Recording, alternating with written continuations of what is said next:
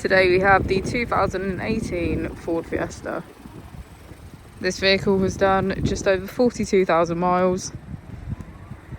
It has a manual transmission and a petrol fuel type. To the left of our steering wheel, we have cruise control as a feature, as well as our keyless ignition. On the right, we have voice control. Moving onto our screen, we can access navigation, Bluetooth, mobile apps, emergency assistance, and Apple and Android CarPlay.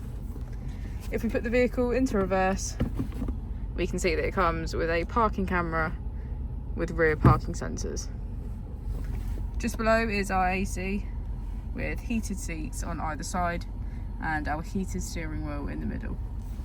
As we go into the back of the vehicle, we can see that all of our seats have a black leather trim.